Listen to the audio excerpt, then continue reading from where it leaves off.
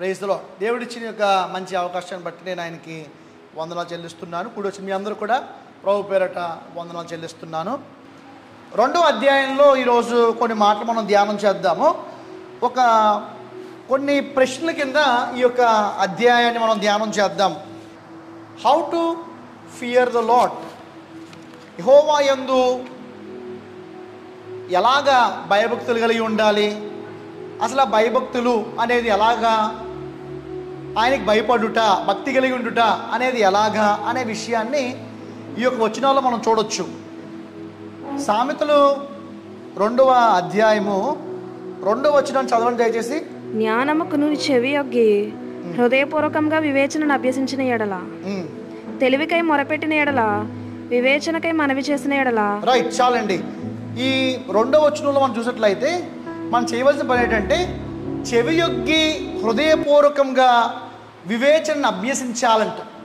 అభ్యసించడం అంటే ఏంటండి? స్టడీడ్ అని ఉంది. పోర్ అవుట్ ద స్క్రిప్చర్స్ అని ఒక మాట ఉపయోగిస్తారు.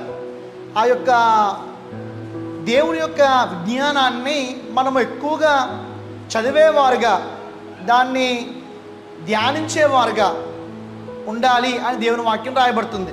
సో మొదటిగా మనము దేవుని యందు భయభక్తులు కలిగి జీవించాలి, ఆయన భయము భక్తి కలిగి జీవించాలి అంటే మొదటిగా మనం చేయవలసిన పని ఏంటి? మన చెవి యొగ్గి హృదయపూర్వకంగా విన్నానులే. మనము వాక్యాన్ని విన్నప్పుడు ఒక విషయాన్ని గుర్తుపెట్టుకోవాలి. ఏంటి అంటే అది ఆదివారం కావచ్చు, లేక శుక్రవారం కావచ్చు, ఎప్పుడు వాక్యం విన్నా, ఎక్కడ వాక్యం విన్నా చెవి యొగ్గి హృదయపూర్వకంగా విన్నప్పుడే యెహోవా యందు భయభక్తులు కలిగిన వారుగా ఉంటాం. నేను యెహోవా యందు భయభక్తులు కలిగి జీవిస్తున్నాను అని చెప్పడానికి ఇది ఒక గుర్తు. ఇలా వింటున్నామా అనేది మనం పరిశీలన చేసుకోవాలి. అదేవిధంగా 3వ వచనం దయచేసి చదవండి ఒకసారి. అంటే indeed if you call out for discernment raise your voice for understanding. తెలివికై మనం మొరపెట్టాలంట. ఇవన్నీ కూడా యెహోవా యందలి భయంలోకి, యెహోవా యందుల భయభక్తుల్లోకి మనల్ని నడిపిస్తాయంట. ఇప్పుడు ఒక సమస్య వచ్చిందనుకోండి, ఈ సమస్య తీర్చని ప్రభా అని మనం మొరపెడతాం కదా. అలాగే ఇక్కడ కూడా మనం ఖచ్చితంగా ఈ యొక్క మరి తెలివి కోసం మొరపెట్టాలంట. తర్వాత వివేచన కోసం ఆయనకి మనవి చేయాలంట. ప్రభా నా మనం ఆలకించిన ప్రభా. బైబిల్ గ్రంథంలో అనేక మంది వారు మనవలు దేవుని దగ్గర చెప్పి ఉన్నారు, లేక ప్రభు దగ్గర మొరపెట్టి ఉన్నారు. ప్రభా ఇది నా యొక్క రిక్వెస్ట్ ప్రభా, నా రిక్వెస్ట్ మీరు ఆలకించండి ప్రభా అని చెప్పి వారు మొరపెడతా ఉన్నారు. అలాగా ఆయన దగ్గర తెలివి కోసం మనం మొరపెట్టాలి. నేను మొరపెట్టను అంటే యెహోవా యందు భయభక్తులు కలిగి నీవు లేవు అనడానికి గుర్తుగా ఉంది. ప్రభా మీ వివేచన నాకు దయచేయండి ప్రభా అని ఆయన మనవి చేసుకోవాలంట. మనవి అంటే ఏంటండి? ఒక పిటిషన్, లేకపోతే ఒక పర్మిషన్, ఒక రిక్వెస్ట్. ప్రభు దగ్గర ఏదన్నా అడుగుతున్నప్పుడు ప్రభా నా జీవితంలో ఇది చెయ్యి అలా అనకుండా, ప్రభా దయచేసి నాకు ఇది చెయ్యండి. ఒక రాజు ఉన్నాడు అనుకోండి, ఆ రాజు దగ్గరికి వెళ్ళిన వ్యక్తి ఎలా అంటాడు? రాజా దయచేసి చిత్తగించండి, నా యొక్క మనవి ఆలకించండి అని అంటాడు కదా. అలాగా దేవుని దగ్గరికి వచ్చినప్పుడు కూడా మనము వినయముగా, దీనత్వముతో ప్రభా ఇది నా యొక్క విన్నపము, దయచేసి నెరవేర్చండి, మీరు నెరవేర్స్తారని నమ్ముతున్నాను అని చెప్పి మనము ఆయన దగ్గర రెస్పెక్టివ్గా తగ్గించుకొని, ఎలాగైతే ఈ లోక సంబంధించిన మనుషుల దగ్గర వినయంగా మనం మాట్లాడతామో ఆ వినయము, నిజమైన హృదయపూర్వకమైన వినయము యేసయ్య అనే రాజు దగ్గర మనం చూపించాలి. తర్వాత మరి 4వ వచనం మనం చూసినట్లయితే వెండిని వెతికినట్లు దాన్ని వెతికిన ఎడల దాచబడిన ధనమును వెతికినట్లు దాన్ని వెతికిన ఎడల. యెహోవా యందు భయభక్తులు కలిగి ఉండే వారి యొక్క మరొక లక్షణం ఏంటి అంటే, ఈ లోక సంబంధించిన బంగారము అందరికీ ఇష్టమే, ఈ లోక సంబంధించిన ధనము అందరికీ ఇష్టమే, ఈ లోక సంబంధించిన ఏ రకమైన ఖరీదైన వాల్యుబుల్ థింగ్స్ అనేది చాలా ఇష్టమే. సో ఈ యొక్క ఇష్టాలన్నింటినీ కూడా మనం చాలా జాగ్రత్తగా వాటి కోసం మనం సమయాన్ని వెచ్చిస్తాం. మరి దేవుని వాక్యం కోసం సమయాన్ని వెచ్చిస్తున్నామా? ఇప్పుడు దేవుని ద్వారా మనకి ఏం కావాలి? దేవుని ద్వారా ఏం కావాలి? బుద్ధి, జ్ఞానము ఇవన్నీ కావాలి, ఆశీర్వాదాలు కావాలి. కానీ మనం టైం ఆయన దగ్గర స్పెండ్ చెయ్యం. ఈరోజు మనం ప్రభు దగ్గర ఎంత స్పెండ్ చేసి ఉంటాము అని మనం ఆలోచన చేసుకోవాలి. అసలు రోజు మనము ఎంత స్పెండ్ చేస్తున్నాము ఆయన దగ్గర టైము? అసలు ఆయన మనకు చేస్తాడా, లేక ఆయన దగ్గర టైం స్పెండ్ చేయవలసిన పని ఏంటి? ఈరోజు పర్లేదులే అని ఒకవేళ మన ఉద్యోగాన్ని కూడా ఈ రోజుకి వెళ్ళబోయినా పర్లేదులే అనుకుని అలాగ మానేస్తే ఆ రోజు జీతం పోతుంది ఖచ్చితంగా. పనివాడు ఈరోజు ఈ పనికి వెళ్ళకుండా అలాగే ఉన్నాడు అనుకోండి, ఆ రోజు జీతం వాడికి ఎవరు ఇంటికి తీసుకొచ్చి ఎవరు. అలాగే దేవుని దగ్గర కూడా నువ్వు ఎంత సమయాన్ని అయితే ప్రభు దగ్గర వెచ్చిస్తావో, ఎంతగా అయితే ప్రభువు దగ్గర ఆయన వాక్యాన్ని ఒక బంగారం వలె, ఆయన వాక్యాన్ని వెండిన వలె, ఆయన వాక్యాన్ని ఒక శ్రేష్టమైన ధనం వలె ఎతుకుతావో, ఆ వెతికిన దాన్ని బట్టే మన బ్లెస్సింగ్ ఆధారపడి ఉంటుంది. హల్లెలూయా. సో వెండిని వెతికినట్లు వెతకాలంట. దాచబడిన ధనము, హిడెన్ ట్రెజర్స్. పలానా మీ సహోదరులు కానీ, సహోదరుడు కానీ, మీ తల్లిదండ్రులు కానీ పలానా రూమ్లో నీ కోసం ఈ ధనం దాచిపెట్టాను అన్నప్పుడు ఆ ధనం కోసం మీరు చాలా జాగ్రత్తగా వెతుకుతూ ఉంటారు. అది ఎక్కడుంది, ఎక్కడుంది, ఎక్కడుంది, అది కావాలి అని వెతుకుతూ ఉంటారు. అలాగా దేవుని వాక్యంలో ఉన్న సత్యాలని వెతకాలి. దేవుని వాక్యంలో అనేకమైన విషయాలు ఉన్నాయి. మనం అనుకుంటాము బయట లోకంలో అనేక మంది రకరకాలైన విషయాలు చేస్తున్నారు, అనేక విషయాలు చెప్తున్నారు. కానీ దానికన్నా ప్రాముఖ్యంగా దేవుని యొక్క వాక్యాన్ని నీ జీవితంలో సరిపడే ప్రతి నిమిషానికి సరిపడిన, ప్రతి సెకండ్కి సరిపడే సోర్సు దేవుని వాక్యంలో ఉంది. ప్రతి సమస్యకి జవాబు దేవుని వాక్యంలో ఉంది. ఎందుకు మనము వెతకము అంటే దీంట్లో జవాబు లేదని అనుకుంటున్నాం. మన సమస్యలకి what ever the problem you bring up or what ever the problem you brought to the altar, దానికి మనం జవాబు దేవుని వాక్యంలో నుంచి ఖచ్చితంగా మనం వెతకొచ్చు. సో ఇక్కడ దేవుడు వాటికి, ఈలోకి సంబంధించిన వాటికి అంత వాల్యూ ఇస్తూ ఉన్నప్పుడు దేవుని వాక్యానికి ఎందుకు వాల్యూ ఇవ్వరు అనడానికి కోసము ఆ యొక్క సామెతలు రాసిన ఆ యొక్క గ్రంథకర్త ఈయన రాస్తూ ఉన్నారు. తర్వాత ఈ యొక్క విధానాలు మనకు ఉన్నట్లయితే ఫస్ట్ది వినగలిగే ఆ హృదయం ఉండాలండి మనకి. తర్వాత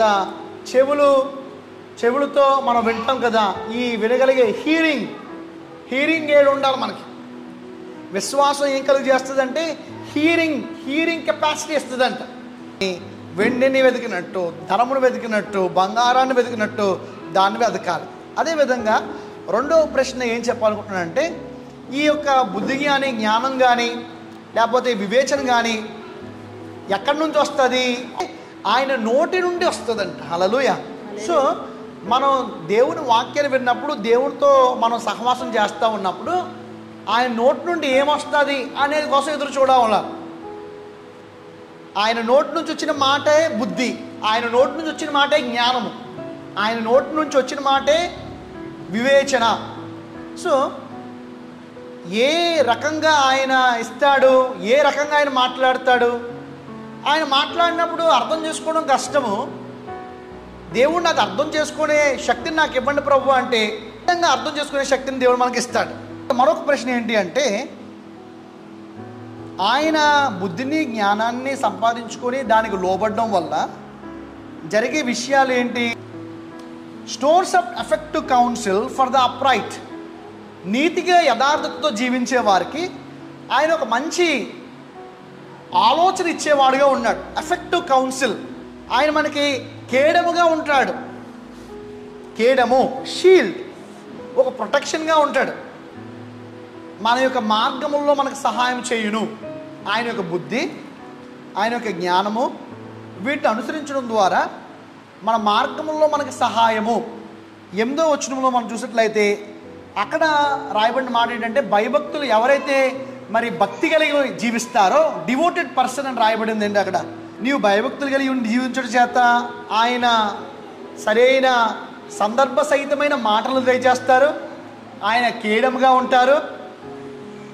అదేవిధంగా నీవు వెళ్ళే ఆ యొక్క మార్గంలో నిన్ను కాపలా కాస్తూ గాడ్ నిన్ను సంరక్షిస్తూ నీ యొక్క మార్గాలకి నీ మార్గంలో క్షేమము 8వ వచనంలో న్యాయము తప్పిపోకుండా ఆయన కనిపెట్టును, తన భక్తుల ప్రవర్తనను ఆయన కాచును.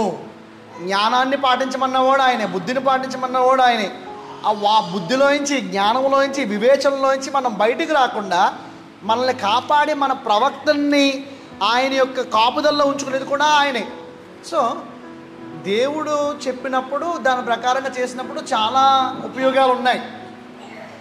ఒకవేళ అలా మనం చేయలేదనుకోండి, మనమే మోసపోతాం, మనకే నష్టం. అది మూర్ఖమైన వారి యొక్క మార్గములోకి లేకపోతే పాపుల మార్గములోకి వెళ్లకుండా మనకి సహాయం చేస్తుంది. అదేవిధంగా మూర్ఖులు ఎలాగైతే మూర్ఖమైన ఆలోచనలు ఆలోచిస్తూ ఇతరుల పట్ల మూర్ఖ ప్రవర్తన కలిగి వ్యతిరేకమైన దైవ సంబంధము కాని పనులు ఇతరుల పట్ల ఏది చేయాలనుకుంటారో ఆ పద్ధతుల్లోకి మనం వెళ్లకుండా మనల్ని కాపాడుతాం. ఒక పక్కన బ్లెస్సింగ్ ఇస్తున్నాడు దేవుడు, ఇంకో పక్కన ఆయన ప్రొటెక్ట్ చేస్తున్నాడు దేవుడు. ఇన్ని విధాలుగా ప్రభు మనకు చేస్తూ ఉన్నప్పుడు మనకు పాటించడానికి మనకు బద్ధకం ఏంటి? మరి మనం పాటించడానికి ఎందుకు మనం ముందుకు రాలేకపోతున్నాము? 21వ వచనం మనం చూసినట్లయితే ఎవరైతే, మరొకసారి అది 21వ వచనం చదవండి. యథార్థవంతులు దేశమందు నివసించుదురు, లోపము లేని వారు దానిలో నిలిచి ఉందురు. సో యథార్థవంతులు ఎవరైతే ఉంటారో వారు దేశమందు నివసించే వారుగా ఉంటారు. స్టేబుల్ పర్సన్గా జీవించడానికి అవకాశం దేవుడు ఇస్తాడంట. ప్రభు అంటున్నాడు, ఈ బుద్ధిని జ్ఞానాన్ని వీటిని ఎదిగినప్పుడు ఆ స్టెబిలిటీ ఏదో నివసించే ఆ యొక్క విధానాన్ని నేను నేర్పిస్తాను. 22వ వచనం మనం చూసినట్లయితే భక్తిహీనులు దేశంలో నుండి నుండకుండా నిర్మూలమగుదురు, విశ్వాసఘాతకులు దానిలో నుండి పెరికివేయబడుదురు. If you reject wisdom, if you reject knowledge, వీటన్నిటినీ మనం రిజెక్ట్ చేసామనుకోండి, వీటన్నిటినీ మనం పక్కన పెట్టేసామనుకోండి, నీ దేశంలో నువ్వు నుంచోలేవు.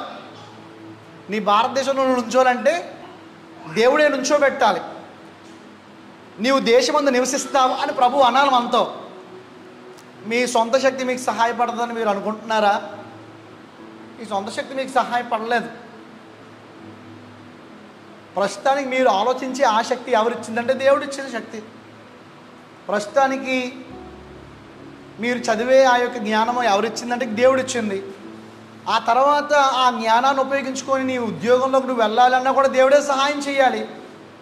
సో దానికి ఆయన క్లియర్ కట్గా ఈరోజు మాట్లాడుతున్న మాట ఏంటంటే ఆయన బుద్ధికి లోపడాలి, ఆయన జ్ఞానానికి లోపడాలి.